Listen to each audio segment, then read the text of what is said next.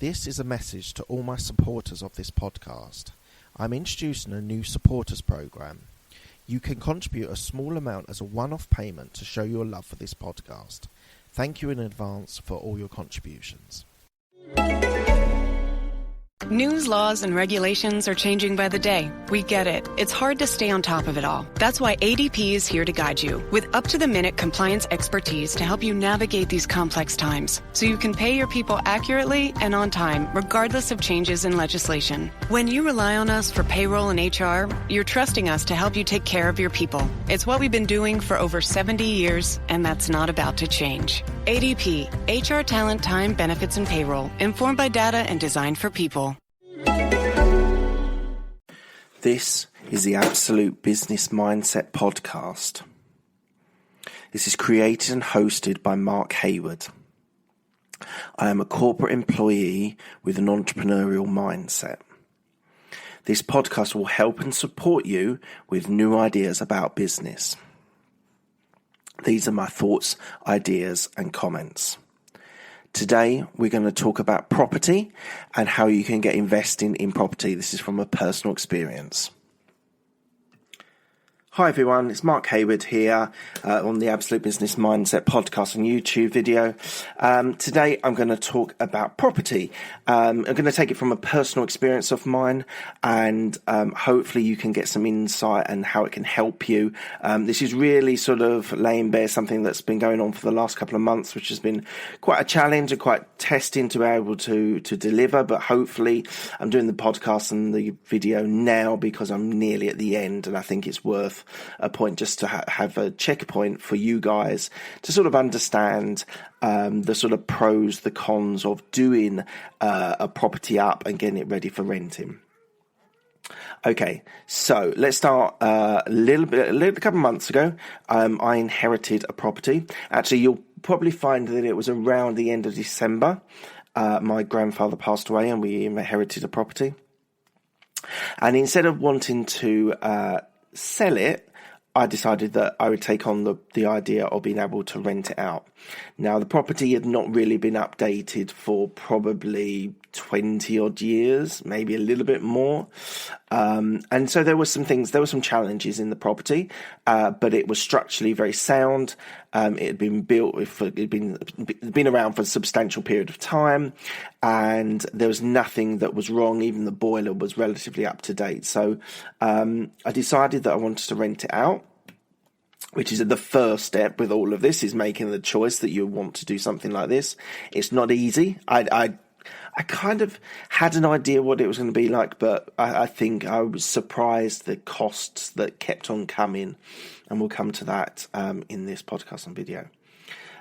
So, as I said, it needed refurbishment, which I knew, but your first port of call is to get a builder. Now, it was outside of where I lived, so I didn't really have anyone that could recommend it to me. So I did the trick that I suppose everyone would do in this sort of situation is I get 3 quotes, which I got on a website. It's called mybuilder.com. That's if you're in the UK. If you're in any other location, it's probably not called that. And so I got the 3 quotes. Interestingly, one guy turned up and was there for 30 seconds and gave me a huge quote. So he was definitely out of the running. The first guy that I saw, very comprehensive, very professional, very good, and really liked him. He was very, very good, honest bloke. He seemed to be, and I liked him very much and liked what he did. He was measuring up. He was talking to me about it. He was giving me ideas what we could do. But he did say, I am probably going to come in more expensive than anyone else, but I will give a very good standard. Now, that gave me a certain element of confidence.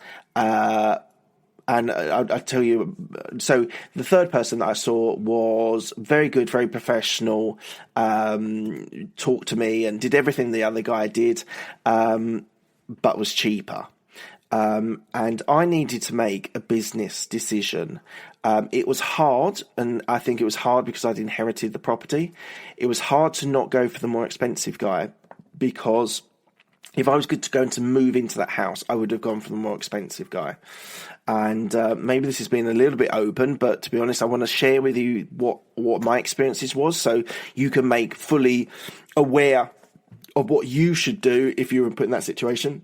But I went for the cheaper guy. Now, I went for the cheaper guy, not because I was trying to be cheap or cutting money. Money was important, but I wanted it to be a business. And so right from the outset, I wanted it to be a situation where I wasn't doing everything because I would like it. I was trying to make it into a business choice and for it to make me some money. So it was quite hard to sort of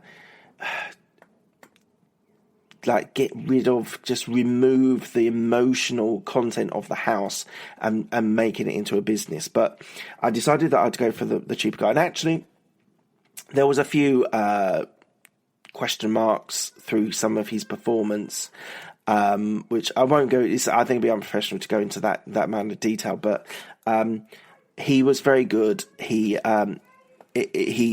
worked hard. He delivered on the timeframes that he said, and to be honest, he had a couple of guys with him, and they refurbished. They did the whole of the bathroom, which for me was a big deal because it was purple and peach, and to be honest, I couldn't abide it. So I decided that had to come out completely, and a whole new bathroom was put in.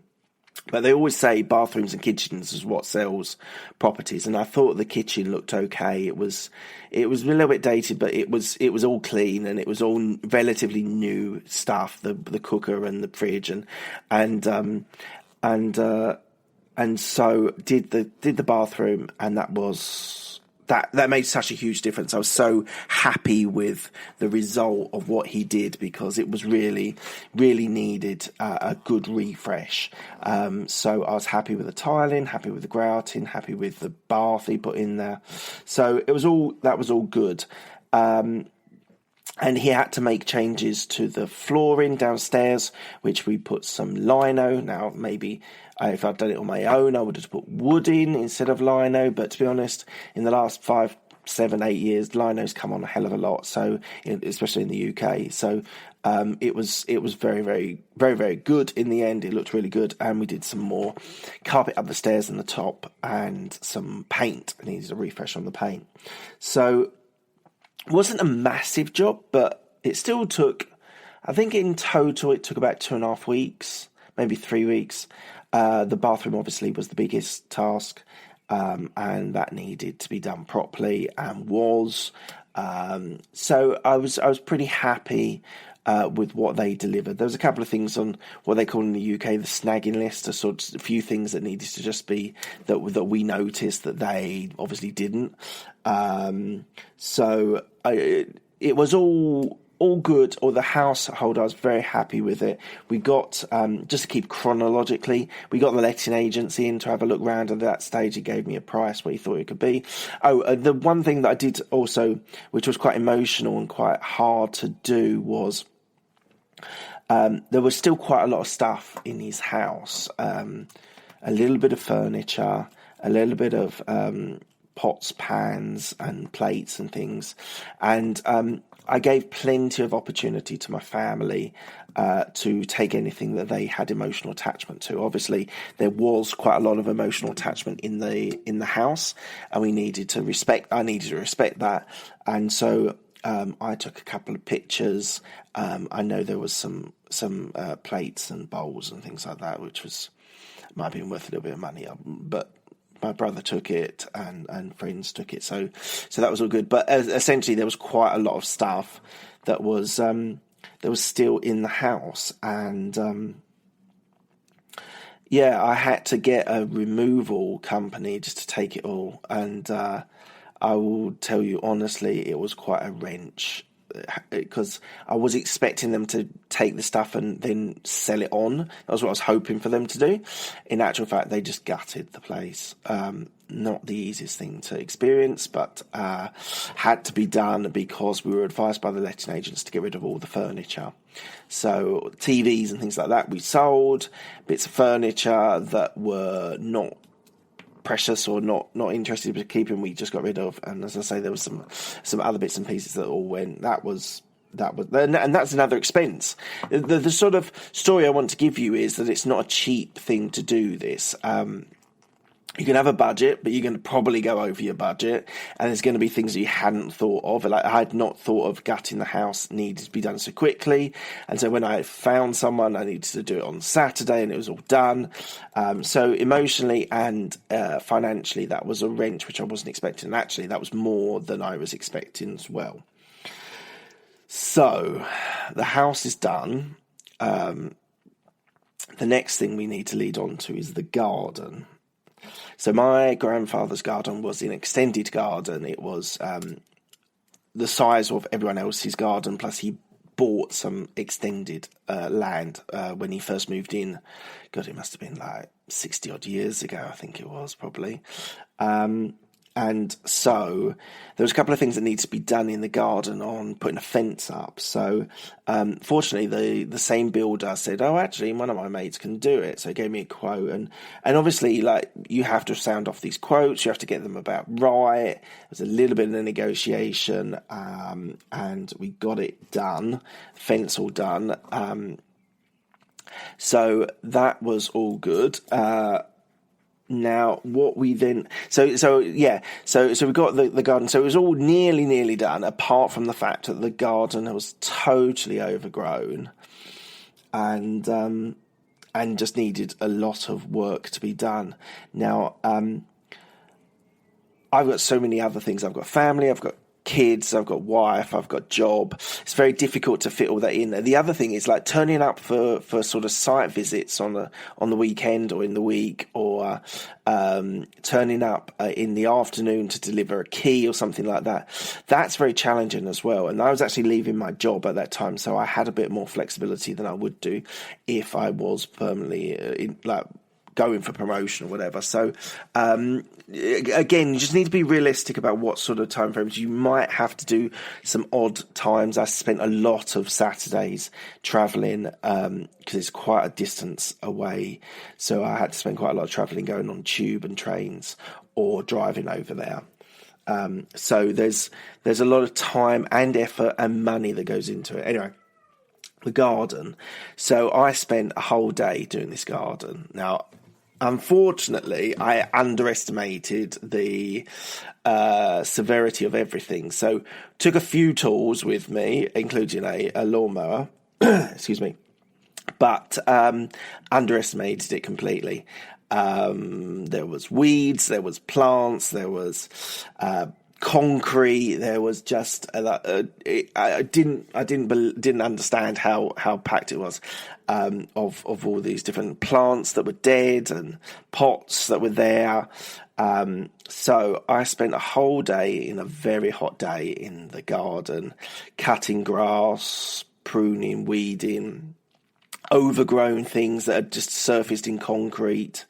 It was pretty full on for the full day, to be honest. I decided to do it on my own. I didn't pull anyone else in because I thought I was taking like help from other people, and I thought, well, do you know what? I should really do this myself. I can take a Saturday. So although I had to spend some time away from the family, I did it, and it was good. I got it into a decent state. Fortunately, my brother lives relatively close, so I was able to get an extension lead, or I wouldn't have been able to cut all the grass, which would have been a bit unfortunate. Excuse me.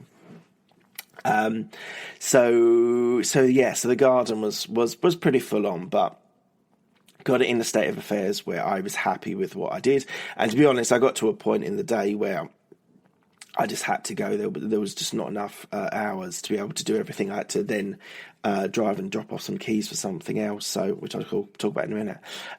So that was challenging, but bit of manual labour, doesn't hurt anyone. So once the garden was done, fence was done, house was done, everything updated to what I was going to have it as, I needed to get a professional cleaner. So we got a professional cleaner in, and I trust her. She's good, and she took, again, a lot more time than I was expecting. I'd sort of budgeted 150, thinking that, because when my grandfather was alive, he had a cleaner, so I was expecting it to be relatively clean.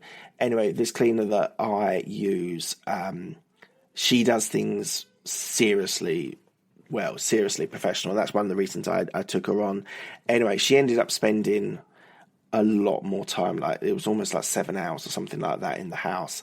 She took everything out. She took the oven out and cleaned behind it, took the fridge out and cleaned behind that. And she said that it was a lot more than she'd hoped for, which isn't a good sign if you're cleaner saying it's more than she was hoping for. Anyway, I don't want to go too much into values and prices of things, because I think everyone is different, but I basically paid double, if not a little bit more than double than I was expecting to pay. So again, it's a thing of, just so you can know if you're going through this, that even like something like a professional cleaner, you might think, oh, it's only a couple of hours work, but actually to do it properly, if you get these gardeners and professionals and builders and people like that, then they cost a little bit more than you're probably expecting. And every project goes over budget and goes over time. Now, this didn't necessarily go over time, which is good, but probably did go over a little bit over budget. Anyway, professional cleaner came in, did a really good job.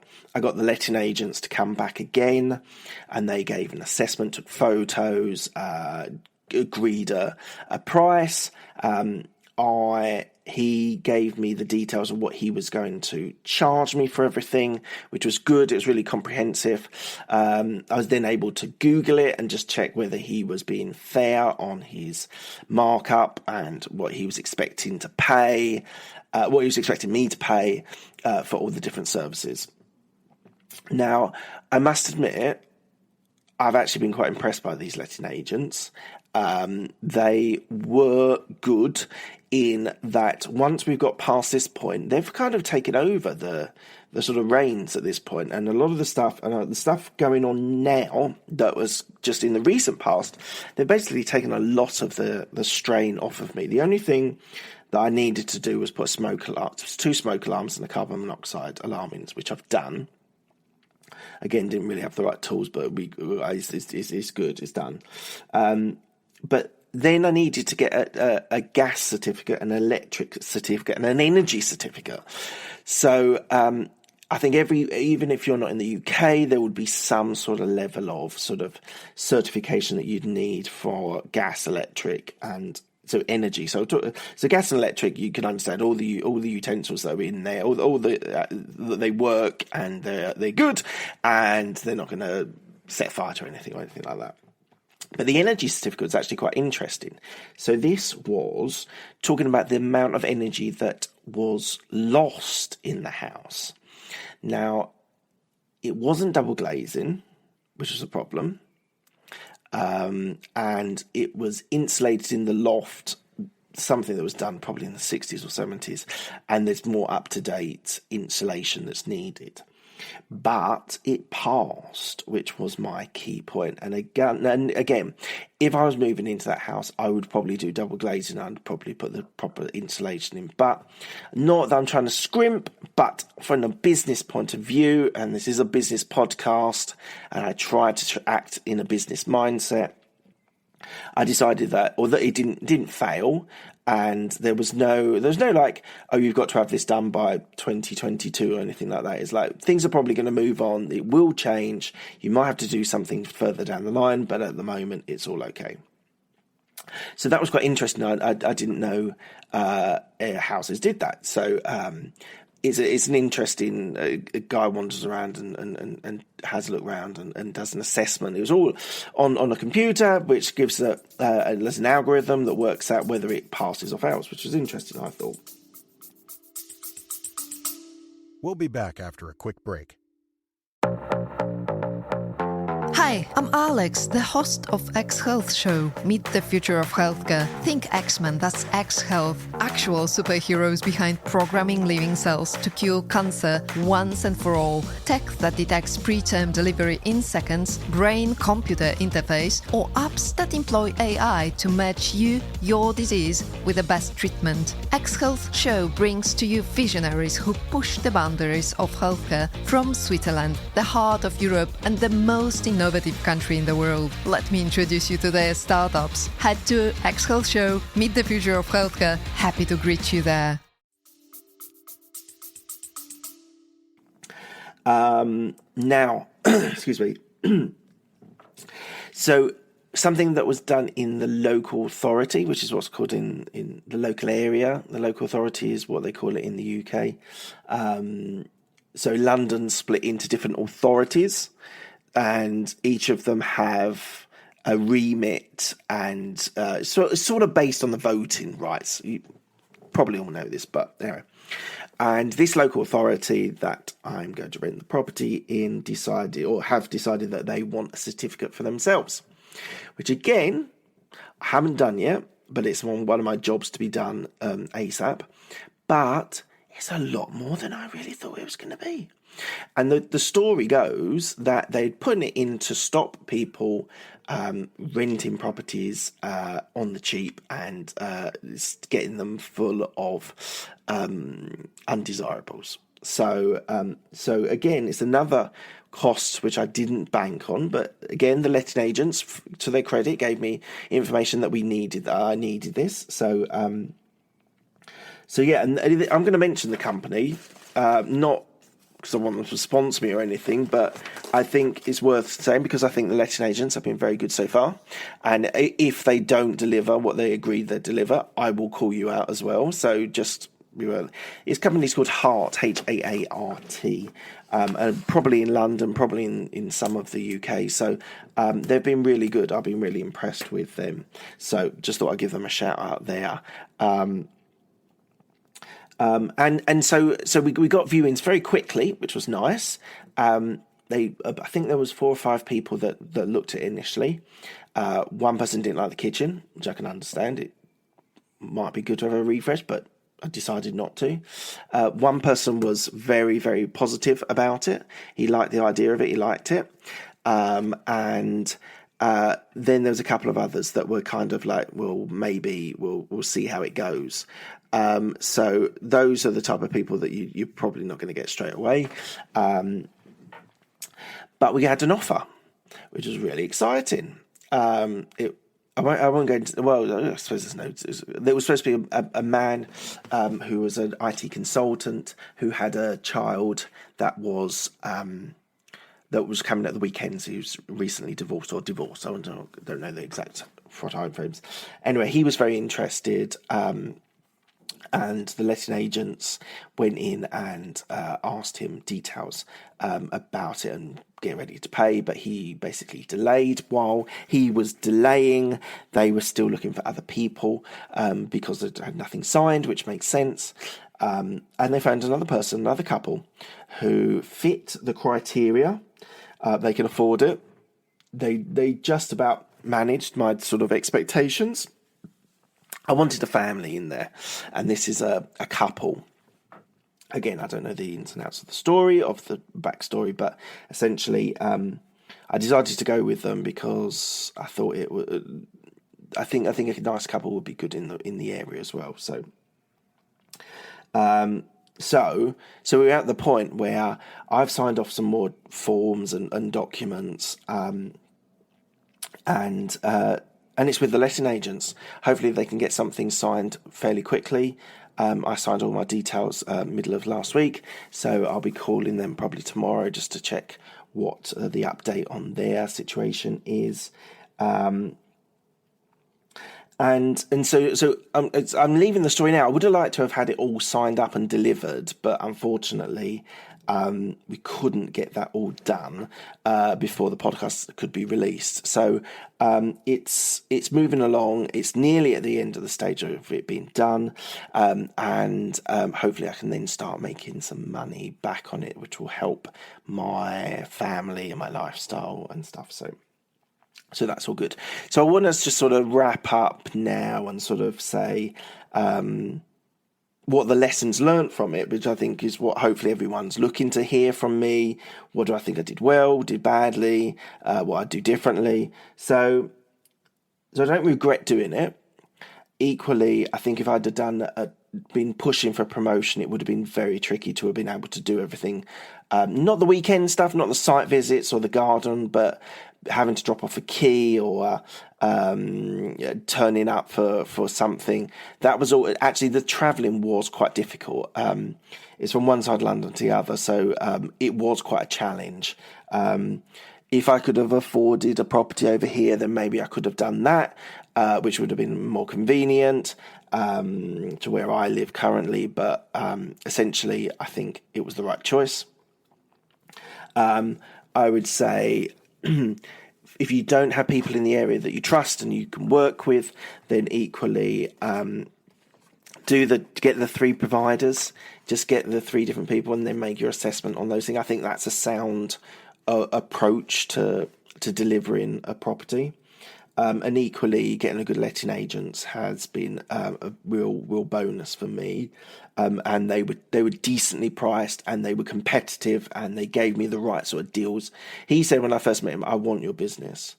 And to be honest, I was like, "Oh, is he coming on a bit too strong?" But actually, as I said, I Googled it, what the prices for this and that were, and he was all on the range on the money. So that was a positive. So I would say definitely get someone as your letting agents and your agents as quickly as possible. Get them involved, and then they can help you along the way. The other thing is probably no surprise, but it cost me more than I thought it was going to cost me. That's probably the biggest learning lesson. But we sort of. So from a background, we've updated our house when we moved in about 5 years ago, and so we had an idea on how much all this costs. But actually, there's always something. There was a tap that needed to be replaced fairly recently. That's just happened last week or the start of last week, which needed to be done. There was a drainage issue, and that needed to be done. All these things weren't planned, weren't budgeted for. So. Caused me a problem in the long run. So I would say, as I say, in any project, I've run projects before, any project, it usually runs over on time and money.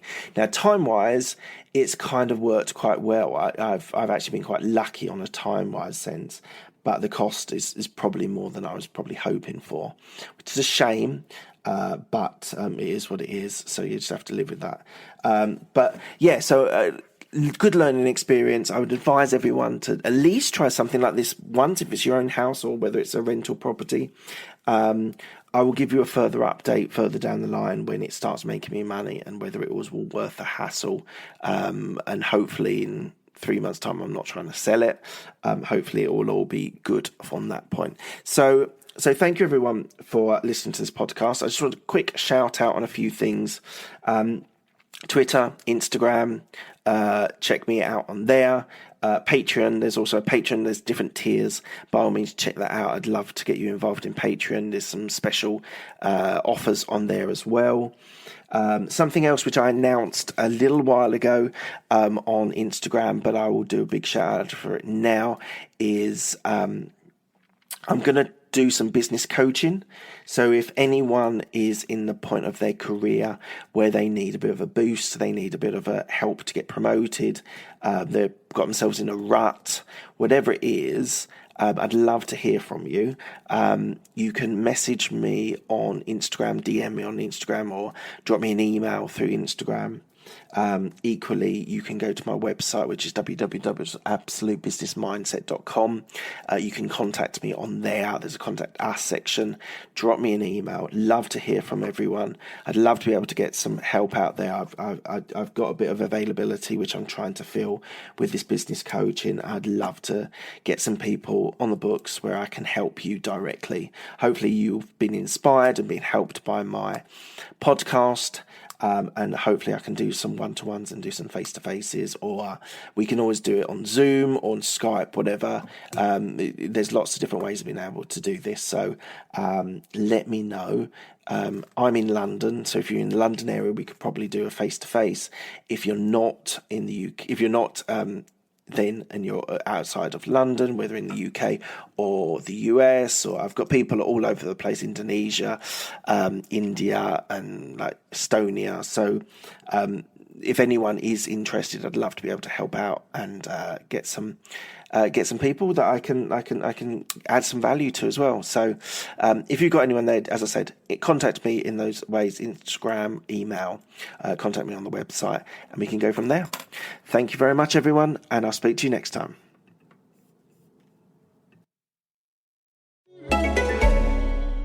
News, laws, and regulations are changing by the day. We get it. It's hard to stay on top of it all. That's why ADP is here to guide you with up-to-the-minute compliance expertise to help you navigate these complex times so you can pay your people accurately and on time, regardless of changes in legislation. When you rely on us for payroll and HR, you're trusting us to help you take care of your people. It's what we've been doing for over 70 years, and that's not about to change. ADP, HR talent, time, benefits, and payroll, informed by data and designed for people.